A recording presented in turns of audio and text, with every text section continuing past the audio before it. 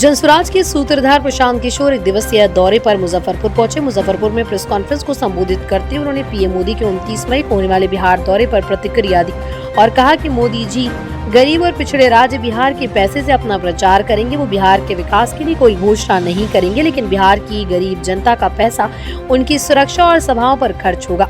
पिछले महीने वो पंचायती राज दिवस पर मधुबनी आए थे। पीएम मोदी इसी साल बिहार क्यों आए, पिछले साल या उससे पहले क्यों नहीं आए? इस साल बिहार में चुनाव है, इसलिए वो आएंगे। बिल्कुल ठीक बात है। जनसुराज अभियान में सिर्फ महात्मा गांधी का ही पिक्चर था, बाबा साहब का पिक्चर क्यों जोड़ा गया? ऐसा नहीं है कि अच्छा एक था दो कर ले, दो है अब इसको तीन कब होगा, जैसा आप सवाल कर रहे हैं। विचारधारा के आधार पर हम लोगों की लड़ाई, जनसुराज की लड़ाई भाजपा से है और विचारधारा के आधार पर भाजपा से कौन लोग लड़ रहे हैं? अगर आप चुनाव के आंकड़े देखेंगे तो बिहार में और पूरे देश में भाजपा जिन सीटों पर चुनाव लड़ती है उनको करीब करीब 40% वोट आता है। पूरे देश में भाजपा को 40% वोट आया है जिन सीटों पर चुनाव लड़े। मुसलमान तो भाजपा को वोट देता नहीं है।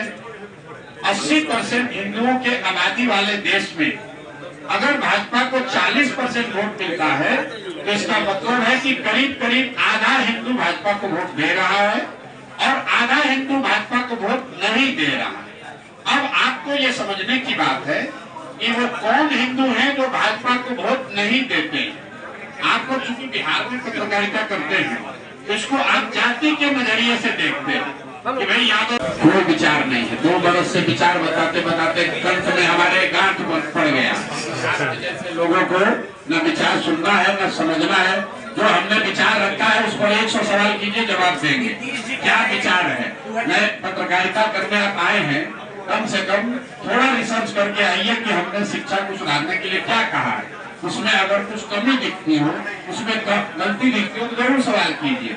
लेकिन आगे खड़ा होके शिक्षा को सुधारने के लिए क्या विजन है? 3 बरस से क्या कर रहे हैं? 3 बरस से गाँव घूमकर यही समझा रहे हैं कि शिक्षा को कैसे सुधारा जाएगा, भ्रष्टाचार को कैसे रोका जाएगा।